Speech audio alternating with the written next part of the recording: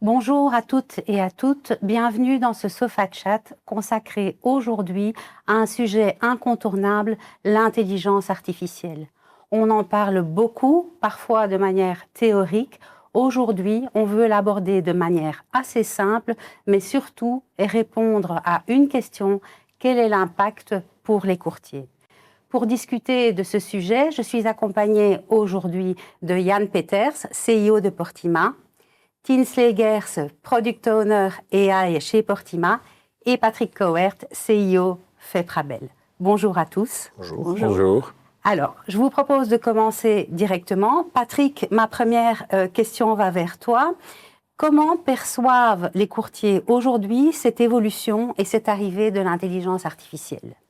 Je pense qu'il y a beaucoup d'attentes, il y a beaucoup d'intérêt, de curiosité et d'envie d'utiliser, je dirais, le système, d'utiliser toutes les possibilités, mais il y a aussi beaucoup d'inquiétudes par rapport à ce que ça va prendre comme place, à ce que ça va apporter, à ce que ça va enlever, et surtout une grande inconnue. Et il y a aussi une grande diversité de types de courtiers, puisqu'il n'y a pas une grande homogénéité, et c'est ce qui fait la force du courtage, hein, donc c'est pas une critique, mais il y a des courtiers qui sont déjà très avancés, très adeptes, qui ont déjà analysé, qui l'utilisent, il y a des courtiers qui sont au balbutiement, ou même pas du tout, qui ne se disent « Ouh là là, qu'est-ce que j'ai fait ?» Et donc, je crois qu'on a tous besoin, et grâce à Portima et grâce à Feprabel, d'aider les courtiers, chacun à leur niveau, pour d'abord bien les informer, bien les encadrer, et bien leur permettre de tirer la quintessence de ces outils, et surtout, je pense que le plus important est de le faire ensemble parce que ça coûte beaucoup de développement et qu'on a intérêt à être très performant ensemble sur ces outils dans le futur. Très bien. Yann, comment tu réagis à ce constat? Valérie, j'ai quand même déjà vécu quelques autres évolutions technologiques importantes dans ma carrière. Par exemple, quand je terminais mes études, il y avait l'arrivée de l'Internet. Et maintenant, 30 ans plus tard, quand on regarde l'impact que ça a eu dans les environnements de travail, dans notre société de façon globale, c'est quand même très important. Donc maintenant, on a l'IA, l'intelligence artificielle, et clairement, c'est à nouveau une évolution très importante. Et ce qui est différent cette fois-ci, c'est la vitesse auquel ça se met en place. Donc une vitesse très élevée. Je crois qu'il faut voir ça quand même aussi comme une opportunité très importante. Point de vue Portima, la technologie a toujours été quelque chose qui nous a permis de faire évoluer nos solutions. C'est la même chose qu'on envisage faire avec l'IA. De la même façon que je peux vous dire qu'aujourd'hui, on offre beaucoup d'outils aux courtiers. Je crois qu'il y a un vrai potentiel d'aider mieux les courtiers avec aussi de l'IA qui aide à mettre en place des coéquipiers qui peuvent soutenir certains travaux administratifs pour aider et soulager le courtier. Très bien. Avant d'aller plus loin, j'aimerais bien qu'on reprenne les choses à la base. On entend souvent dire que l'IA est une black box, une boîte noire, un peu mystérieuse. Tine, quand on parle d'intelligence artificielle, d'IA générative, en fait, qu'est-ce qu'on retrouve sous le capot? Qu'est-ce que c'est? De la magie? Ce n'est pas de la magie, non. En fait, l'IA, c'est une championne de reconnaissance de schémas, modèles, un peu comme un courtier qui a des années d'expérience et qui a traité des milliers de sinistres. Il va reconnaître des schémas, des habitudes, des modèles. Et en fait, l'IA, c'est pareil. L'IA a vu des millions d'exemples. Et comme ça, par exemple, l'IA peut dire « ça, c'est un mail urgent ». Instantané, l'IA peut dire ça. Et l'IA générative, ça va encore un peu plus loin. Ça va utiliser ces schémas, ces modèles pour dire « voilà, ça, c'est le mot le plus logique qui va suivre, la réponse le plus logique ». Et donc, ce n'est pas de la magie, mais c'est très puissante. Et parce que c'est si puissante, on l'utilise aussi dans Brio. On a deux types d'IA qu'on combine. D'une côté, tu as l'IA classique, on peut dire un genre de trieur intelligente. Donc, sur base des règles prédéfinies, l'IA va, par exemple, trier des emails dans des bons dossiers. De l'autre côté, tu as l'IA générative, et là, c'est plutôt l'analyste, la rédactrice. Elle va lire les emails, faire un résumé, proposer une réponse. Et vu qu'on combine ces deux méthodes dans Brio, c'est très puissant parce qu'on va aider le courtier à mieux trouver l'info, mais aussi à mieux être préparé pour répondre à l'info, en fait. D'accord. Ouais. Très bien. Yann, est-ce que tu as quelque chose à ajouter par rapport à l'explication de Tine? Oui, je pense, pour illustrer cela, je dirais, réfléchissons aux stagiaires, par exemple, qui aident beaucoup de courtiers dans leur bureau et qui préparent beaucoup de choses, beaucoup de dossiers. L'IA peut être considérée comme un super stagiaire qui est capable de traiter énormément de choses, de préparer des dossiers, qui ne compte pas non plus les heures de travail, et ainsi de suite, qui n'a pas besoin d'une pause le temps de midi. Par contre, ce qui reste très important, c'est que le travail qu'a préparé l'IA soit validé par le courtier même. Donc, le courtier garde un rôle important de valider ce que l'IA a préparé.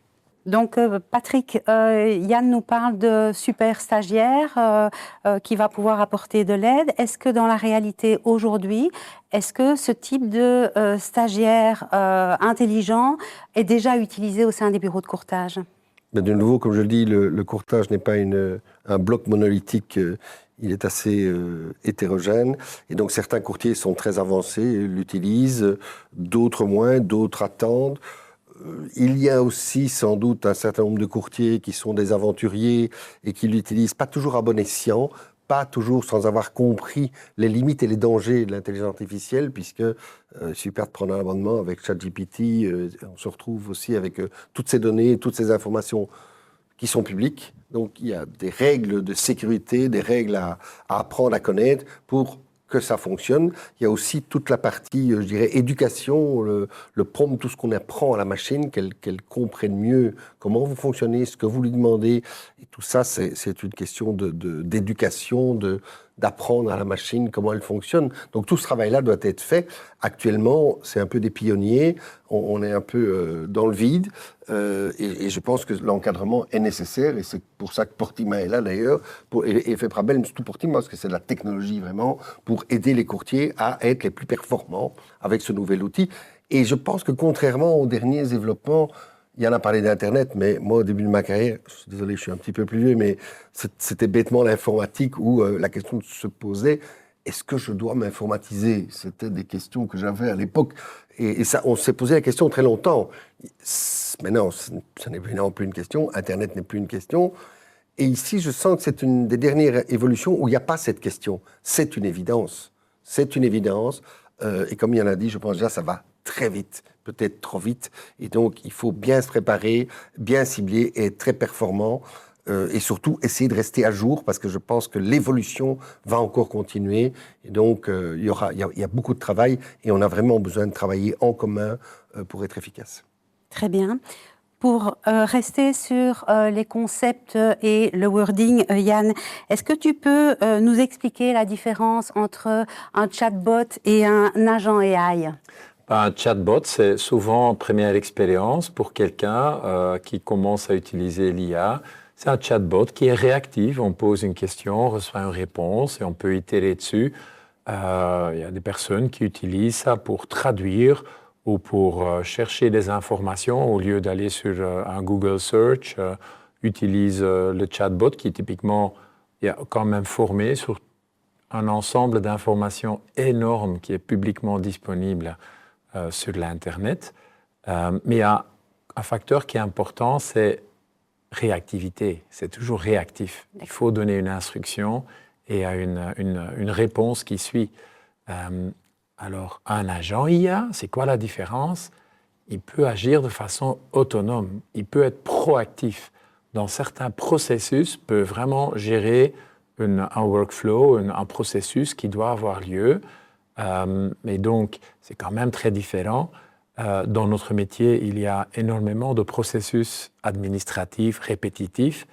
Donc, point de vue Portima, aussi, je crois que Feprabel partage le constat, il y a encore un énorme potentiel d'offrir plus de support aux courtiers pour qu'ils libèrent du temps pour la relation cliente et l'empathie et je dirais les autres éléments du métier qui différencient réellement le courtier. Donc ça, c'est quand même quelque chose qui a énormément de potentiel, je trouve. Très bien. Maintenant que ces bases ont été données, je propose d'ouvrir un nouveau chapitre dans notre discussion, la vision de Portima. Yann, quelle est l'ambition de Portima en matière d'intelligence artificielle? Cette année-ci, Valérie, nous fêtons les 40 ans de Portima Et la technologie et les évolutions technologiques ont été au cœur de l'évolution de Portima. Donc pour nous, dans notre vision, l'IA, c'est le prochain accélérateur qui va nous permettre de réinventer nos solutions au service du courtage. Le courtier va en bénéficier. Je crois qu'il y a deux éléments.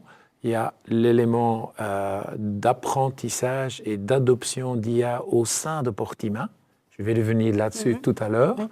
Plus important, deuxièmement, c'est l'intégration de l'IA dans nos solutions réseau, Brio.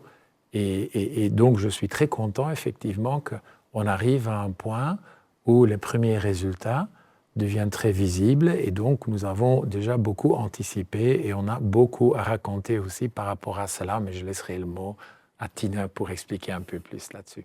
Eh bien justement, Tina, alors, est-ce que tu peux nous en dire un peu plus concernant justement ces nouveautés que nous annonçons ?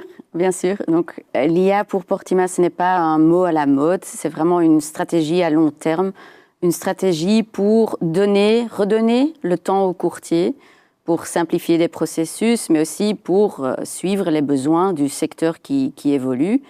Et donc, l'année passée, on a déjà mis en production un premier projet qui était le Brio Assistant, un chatbot.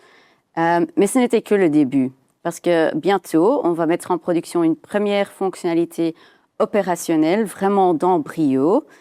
Et ça va être la première fonctionnalité d'un projet plus grand qui s'appelle la Brio AI Edition. C'est un projet sur lequel on travaille depuis pas mal de temps parce qu'on veut vraiment qu'elle est ultra sécurisée, très qualitatif et surtout très bien intégré dans les processus quotidiens du courtier. Et donc, ça veut dire que bientôt, on démarre une nouvelle phase, on va dire, pour les utilisateurs de Brio Comfort et Brio Premium, parce que c'est dans ces produits-là qu'on va ajouter la première fonctionnalité. Mais ce n'est que le début aussi. Hein. C'est le début d'une feuille de route beaucoup plus large aussi. D'accord. Est-ce que tu peux m'en dire plus concernant cette première fonctionnalité qu'on va sortir en production ? Bien sûr. Donc, on va le mettre là où les courtiers perdent pour le moment le plus de temps. C'est vraiment au cœur de leur travail, de leur outil de travail dans Brio, dans le PLV. On va ajouter quelque chose qui va aider à gérer les emails entrants. Parce qu'il faut savoir, les courtiers ils reçoivent énormément des emails et il paraît qu'un tiers des emails sont répétitifs, administratifs. Ce n'est pas compliqué de les traiter, mais ça prend vraiment du temps de les traiter un par un. Donc là, l'IA peut jouer son rôle. Et c'est là que notre première fonctionnalité va aller analyser tous les emails entrants et leurs annexes aussi, va faire un résumé très clair, va définir le sentiment, la priorité, mais aussi dire il faut lier ce mail à ce contexte, à ce preneur contrat, et voici les étapes qu'il faut prendre pour répondre à ce mail. Donc en fait, la solution va faire le travail lourd, préparatoire, mais le courtier garde le contrôle. Ça, c'est très important. D'accord. Et c'est prévu pour quand ? Alors très concrètement, c'est prévu pour deuxième moitié de juin. Là, les courtiers du groupe de travail stratégique, ceux-là vont pouvoir utiliser cette fonctionnalité en production, comme phase pilote, on va dire. Donc, ils vont vraiment utiliser cette fonctionnalité avec des vrais emails et obtenir des vrais résultats. Et après l'été, on va l'ouvrir pour les autres courtiers, donc tous les courtiers. Et au début, ça va être gratuit pendant 2 mois. Et après, on a pris un engagement très clair. Ça doit être une solution très abordable. Donc, ça ne peut pas être une solution qui est que pour les grands bureaux. C'est vraiment pour tout le monde. L'IA peut servir tout le monde, donc aussi les petits bureaux. Très bien. J'imagine que derrière l'écran, plusieurs de nos courtiers sont impatients d'en savoir plus ou en tout cas veulent suivre les différentes évolutions, voire même être parmi les premiers à pouvoir profiter de cette nouvelle fonctionnalité. Quels conseils tu peux leur donner ? Alors, il paraît qu'il y a un QR code qui va apparaître sur l'écran. Oui. Et donc, si les courtiers sont vraiment intéressés et ils veulent être dans les premiers, il faut scanner ce QR code, vous inscrire et comme ça, ils vont être les premiers à avoir les infos et aussi les premiers qui peuvent utiliser la fonctionnalité après l'été. Je pense que c'est noté alors. Oui. Très bien. Donc, on vient de parler ici de la première fonctionnalité au niveau des emails, Oui. mais j'imagine que notre vision ne s'arrête pas là. Non. Quels sont les projets pour la suite? Alors, donc ici, c'est vraiment le premier projet. Les emails, ça répond à une urgence vraiment dans le secteur. Il y a trop d'emails entrants, c'est compliqué de tous les gérer. Donc, ça, c'est le premier projet, mais bien sûr, on va aller plus loin. Après, on va attaquer aux documents entrants dans Brio et peut-être des autres choses aussi dans Brio. Et le but, c'est que de plus en plus, on va aller d'analyser, de résumer, de donner des conseils, avoir plus cette approche agentique que Yann a cité déjà, où on va, au lieu de donner les conseils, il faut faire ça, ça, ça, vraiment avoir des coéquipiers pour le courtier qui vont faire certaines tâches administratives, mais toujours avec le courtier au contrôle. Au cœur de l'action. Oui, en effet. Très bien. Patrick, je me retourne vers toi maintenant, parce que dans toute cette évolution au niveau de l'intelligence artificielle, si les courtiers sont concernés, on sait que les clients également sont de plus en plus connectés, se renseignent de plus en plus et dès lors sont de plus en plus informés. Comment le courtier se positionne justement dans cette évolution pour garder sa valeur ajoutée? Un client informé est un très bon client. Parce qu'au moins, il pose les bonnes questions, on gagne du temps et on peut aller au moins dans la quintessence de l'assurance. Un client mal informé, il y a tellement d'informations à lui donner qu'on est un peu dans le flou et on ne touche pas toujours l'élément essentiel. Et je dis toujours qu'un client, le client, il sait que tout ne peut pas être couvert. L'important, c'est qu'on attire l'attention sur ce qui est important pour lui, qui n'est pas couvert, par exemple. Avec l'intelligence artificielle, si le client a bien préparé son dossier, on n'aura plus de problème là. Le client sera préparé et le courtier répondra d'autant mieux à ses besoins. Donc, je pense que ça ne peut être qu'un plus d'avoir des clients bien informés qui utilisent l'IA. Et le courtier, il a la connaissance pour dépasser cela, dépasser les biais. Il connaît sa matière. Donc, moi, je pense que c'est vraiment au contraire. C'est même un plus de répondre à des clients bien informés. Donc, je pense que ça, ce sera positif, mais le courtier pourra aussi mettre... on va un peu jouer IA contre IA. Hein. Il y aura l'IA du client avec toutes ces questions. Et derrière, on a l'IA de Portima qui répondra. Ça va arriver. C'est déjà, d'ailleurs, ça se passe déjà à certains endroits. Donc, il faudra avoir les meilleurs outils. Ça n'est que des outils. C'est la voiture qui a le plus gros moteur ou celui qui conduit le mieux qui gagne la course. Je n'ai pas trop de crainte avec les courtiers. Donc, on peut dire que le courtier restera au cœur du conseil. Tout à fait. Yann, est-ce que tu as quelque chose à rajouter à ce sujet-là? Oui, l'IA est déjà très compétent dans tout ce qui concerne l'encodage d'applications.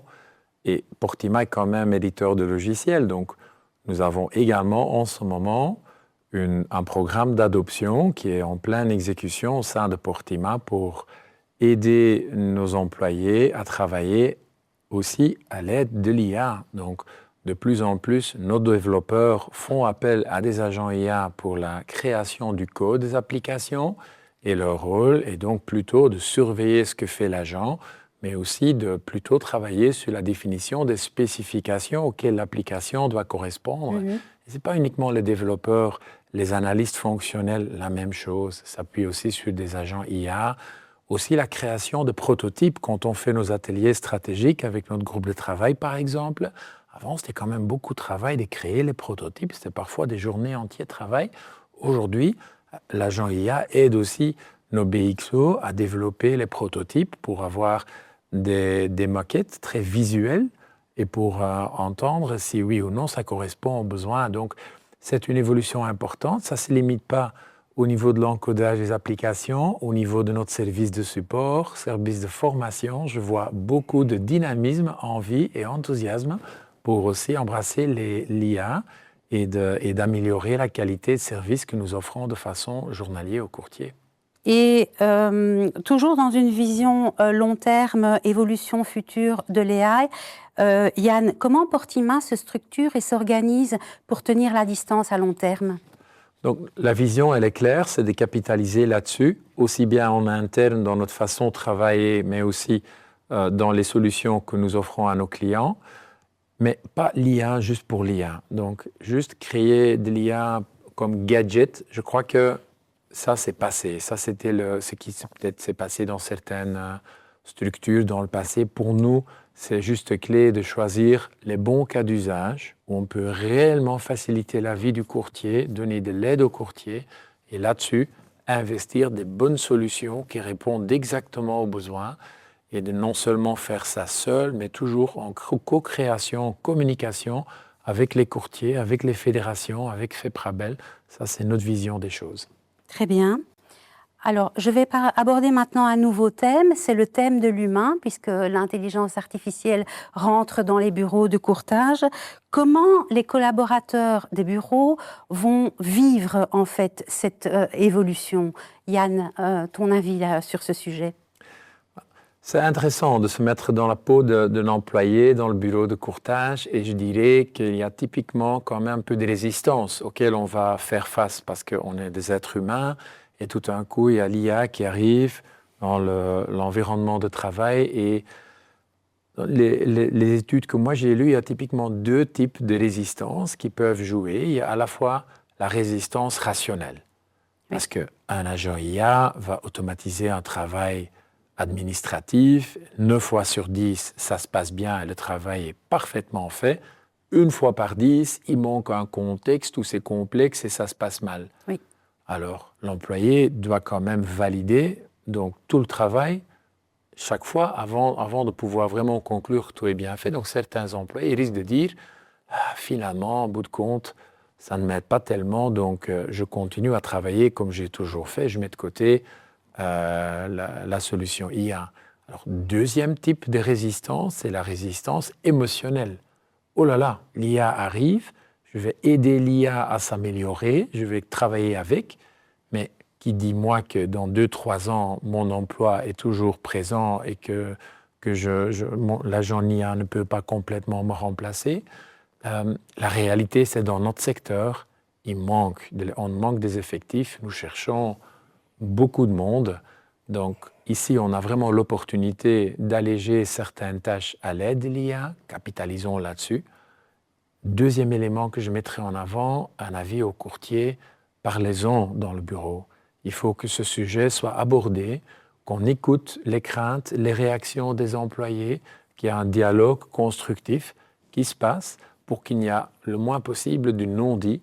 Parce que bon, l'IA est là, ne va pas disparaître dans les différents secteurs comme le nôtre, mais il faut quand même gérer cette évolution au niveau culture qui est importante et ça touche à l'humain. C'est pas juste la technologie. Je dirais que la clé de réussite, c'est plutôt comment accompagner les employés dans l'adoption de l'IA qui est la technologie tout seul. Très bien. Patrick, ton avis à ce sujet-là? Je suis assez d'accord avec ce que Yann vient de dire. Maintenant, il est vrai que, un peu sous forme de boutade, hein, mais comme il y a une pénurie de personnel, le prochain collaborateur sera peut-être une IA. Ça ne remplacera pas ceux qui sont là, mais peut-être que le suivant sera l'IA qui sera dans le bureau, mais au service de tout le monde. Donc il faut montrer que c'est une valeur ajoutée qui permet à chaque gestionnaire de faire plus et mieux. Quand on gère un dossier, on fait le dossier, mais on se dit peut-être, tiens, il y a peut-être ça à aller faire en production, il y a peut-être ça à aller faire en plus dans le dossier, on n'a pas vu ça. Et la machine, derrière, permettra beaucoup plus de rigueur et de complément, je veux dire. La machine dira, tu as oublié la carte d'identité. Actuellement, ça passe. Donc ça veut dire que ça permettra à tous les gestionnaires d'être beaucoup plus performants et d'avoir une qualité de service bien meilleure. Donc il y aura une aide au travail, mais un peu plus de travail aussi. Donc ça se compensera. Je ne pense pas que ça va prendre le travail des gestionnaires, ça c'est clair, mais ça améliorera en tout cas l'ensemble du travail et la qualité de tous. Et je pense qu'au niveau, par exemple, compliance, là il y a un travail considérable à faire, c'est un travail fastidieux, c'est un travail difficile, complexe, etc. Là, l'aide de l'IA sera extraordinaire et je vais dire, si ça permet à tous les bureaux d'être au top compliance, de ne plus avoir la crainte de recevoir une lettre ou un mail de la FSMA qui dit je fixe rendez-vous à telle date pour un contrôle. Actuellement, ça je sais que c'est la panique. Avec l'IA, il sortira son IA qui aura fait l'analyse compliance globale et collective et tout le monde dormira mieux. Donc je pense que le plus que ça apporte est nettement supérieur aux petits inconvénients que l'on pourrait avoir. Merci, c'est très clair. Mais l'accompagnement du personnel et l'information, je crois, est fondamental. Oui, ça rejoint ce que Yann nous disait. Donc, je propose maintenant d'aborder un autre thème très important également, et je pense que nos courtiers derrière leur écran y sont particulièrement sensibles, c'est la sécurité et la confidentialité des données. Tine, quelle est ta position? Qu'est-ce que tu as à nous raconter sur ce sujet? C'est clair que la confidentialité, la sécurité des données, c'est capital dans notre secteur. Et allez, chez Portima, on fait attention à ça. C'est vraiment au cœur de nos développements. Il y a 3 piliers sur lesquels on travaille. D'une côté, tu as la sécurité des données. De l'autre côté, tu as la confidentialité des données. Donc, ne pas faire des choses avec des données qu'on ne peut pas faire, suivre toutes les législations RGPD par exemple ou le AI Act. Et 3e pilier, c'est vraiment d'avoir une architecture qu'on maîtrise vraiment, qui est sécurisée où il faut et sur laquelle on a toutes les connaissances pour être sûr qu'il n'y a rien qui se passe avec ces données. Voilà. Très bien. Yann? Point de vue Portima, il y a plusieurs choses à dire. Tout d'abord, l'importance de la résilience au niveau cyber. C'est un sujet clé, on passe beaucoup de temps là-dessus, on met énormément d'énergie là-dessus. Notre conseil d'administration fait aussi la surveillance nécessaire par rapport à cela. Et donc, l'IA apporte effectivement quand même un composant technologique important que nous avons intégré dans notre programme de gestion des risques. Depuis plusieurs années, Portima dispose d'une certification ISO 27001, donc ce n'est pas juste moi qui le dis. On a chaque année un audit externe qui est fait pour valider que les contrôles que Portima a mis en place sont en vigueur avec la norme ISO qui est très exigeante et donc cela continuera à avoir lieu. Alors un autre élément, et ça c'est ce qui est vraiment nouveau avec l'IA, il ne répond pas toujours de la même façon. Donc, ce n'est pas déterministique, mais plutôt probabilistique. Donc, ça veut dire que observer dans le quotidien comment, par exemple, l'agent analyse email, ce dont Tine a parlé, traite ses analyses, propos, synthétise, voit les sentiments et va chercher le bon contexte au sein de Brio. Il y a aussi un travail d'observabilité. C'est dans notre architecture une couche que nous avons prévue d'observer le comportement de l'IA pour pouvoir l'évaluer. Si jamais il déraille et il analyse plus bien les emails ou il cherche des contextes qui sont complètement à côté de la plaque, avec l'IA, nous devons pouvoir identifier et agir rapidement. Et on a beaucoup investi là-dedans aussi. Donc, ces 2 sujets sont très importants. Et troisièmement, nous devons admettre qu'aujourd'hui, la technologie a des limites, des lacunes. Donc, ça reste, c'est même aussi le cas quand on utilise un chatbot. On a souvent encore le petit mot d'avertissement. Il peut se tromper, vous devez valider, ne pas uniquement agir sur base de la réponse. Ça, c'est la réalité de l'état de la technologie. Ça va avancer, continuer à s'améliorer. Mais aujourd'hui, l'humain doit encore valider ce que l'IA propose. Important conseil à donner aussi aux courtiers. Donc, dans l'ensemble de nos solutions, on met en avant aussi ce message-là. Et Patrick, de ton côté, de ton point de vue? Vous savez que la sécurité est quand même au cœur des priorités. Je pense que la sécurité générale, elle est quand même largement assurée par Portima et je pense que ça, c'est quelque chose dont je ne crois pas que tout le monde se rend compte assez de l'importance à ce niveau-là. Je touche du bois, mais on n'a pas d'incident, on n'a pas de hacking, on n'a pas de problème, donc c'est quand même extraordinaire quand je vois que les hôpitaux, c'est plutôt lequel n'a pas été hacké. Donc il n'y a pas ça dans le secteur, et ça je pense que c'est grâce vraiment à Portima. Et c'est important par rapport à nos partenaires compagnies d'assurance, parce que sinon, je dirais, le match ne fonctionnerait pas s'il n'y avait pas cette sécurité. Le RGPD, on a toujours été pionnier pour donner des outils avec GDPR Folder qui est dans la cotisation que les courtiers peuvent utiliser. Il y a l'assurance cyber qui est dans la cotisation Febrabel pour les membres. Donc je dirais, on a toujours mis ça en avant, mais je pense qu'au niveau de l'IA, puisqu'on est sur l'IA, il y a une couche de sécurité encore plus importante, c'est de travailler dans un domaine fermé. Et ça, je pense que c'est une partie de sécurité qui n'est pas vraiment de la sécurité. Je veux dire que les données se baladent ou que les idées foisonnent. Bon, ok, c'est pas toujours fondamental. On peut avoir des idées qui sortent, mais ici, c'est important quand même pour le business, pour notre know-how. Il faut que ça reste dans le courtage. Donc là, il faut vraiment qu'on ait des outils IA fermés, etc. Et se pose quand même la question aussi de l'indépendance de ces outils IA par rapport au secteur, par rapport au reste. Je veux dire, dans des outils Portima, c'est un logiciel, bon, il n'y a pas de propriété intellectuelle, je vais dire. Il faut quand même veiller à ce que le know-how du courtage reste dans les mains du courtage. Hein? Et donc, je sais que les compagnies participent dans Portima, mais c'est quand même un point qu'un jour, on devra, une fois, bien réfléchir. Ah ben, on va assez loin dans l'IA. Je pense que là, on risque d'être plus vulnérable. Donc, je pense qu'il faudrait certaines garanties de protection intellectuelle sur tout le travail IA qui est fait pour le courtage et qui doit rester dans le courtage. Très bien, c'est noté. Alors, on va passer maintenant à un autre thème, c'est le regard vers l'avenir. Boule de cristal, quelle est votre vision de l'évolution de l'intelligence artificielle? Patrick? Ce n'est pas la question. La question, c'est qu'est-ce qui va arriver après l'intelligence artificielle? Quelle va être la nouvelle évolution qui sera encore plus performante, encore plus rapide? L'intelligence artificielle, elle est implicite, mais on ne l'a jamais non plus vu venir aussi rapidement. Toutes les évolutions qui sont arrivées se sont faites de plus en plus rapidement. Donc, je crois que maintenant, tout le monde sait qu'il y aura quelque chose, qu'on n'a pas de boule de cristal, comme tu l'as dit, on ne l'a pas, il y aura quelque chose. Donc, la seule chose qu'il faut, c'est de la résilience, de l'adaptabilité.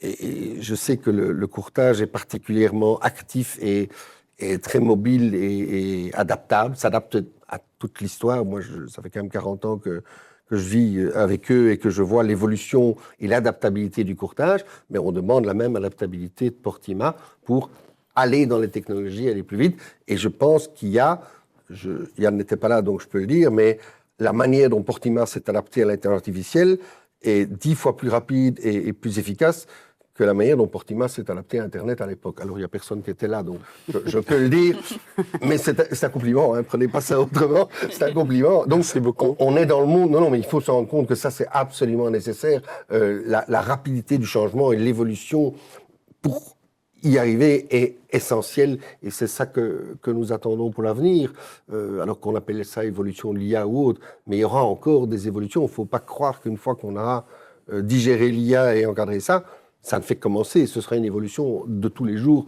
Je crois que tout le monde en est plus ou moins conscient. Oui, sans doute. Yann, ta vision? L'IA, je crois que ça va continuer à nous occuper encore pendant pas mal d'années, hein, mais c'est beaucoup plus rapide que d'autres chiffres technologiques. Le quantum, à mon avis, quantum computing est quelque chose qui évolue aussi. Ce sera énorme aussi en termes d'impact. Au niveau sécurité, les protocoles d'encryption qui sont utilisés aujourd'hui seront tous extrêmement vulnérables le jour où le quantum arrive. Mais honnêtement, je pense pour les 5-6 prochaines années, le thème clé, je crois que ce sera l'IA qui s'améliore progressivement avec les risques et problèmes d'hallucination qui vont doucement aussi disparaître, avec des modèles qui sont peut-être aussi plus orientés vers des secteurs, des industries comme le nôtre, au lieu d'être des modèles qui sont des généralistes, et aussi avec une capacité à gérer les tâches avec un niveau d'autonomie plus long. Aujourd'hui, on arrive à assumer un certain niveau d'autonomie, mais ça pourrait, à mon avis, encore améliorer de façon importante. C'est noté. On verra alors. On en arrive tout doucement à la fin de notre Sofa Chat. Alors, j'ai une question à vous poser. Donc, pour conclure, si vous devez résumer en une seule phrase ce que l'IA doit apporter aux courtiers, quelle est-elle? Tine? Un levier concret pour faciliter le travail quotidien. Très bien. Patrick? Je pense que c'est un outil performant à maîtriser pour garantir la force et la pérennité du courtage. Yann? C'est un levier important pour alléger le travail administratif dans les bureaux de courtage. Très bien. Nous arrivons maintenant à la fin de ce Sofa Chat. Je souhaite vous remercier tous les trois pour votre partage. J'ai encore un petit message à donner aujourd'hui. Donc, on a chez Portima mis en place un programme d'accompagnement dans le cadre de cette évolution vers l'IA. Ce programme s'appelle l'AI Summer Boost. On apporte un contenu digital avec des capsules, des échanges d'informations sur le sujet que nous allons donc partager avec vous au cours de cet été. Si vous souhaitez en savoir plus ou vous inscrire, un seul endroit, rendez-vous sur www.portima.com et vous y trouverez toutes les informations utiles. En attendant, je vous souhaite une bonne journée. À très bientôt.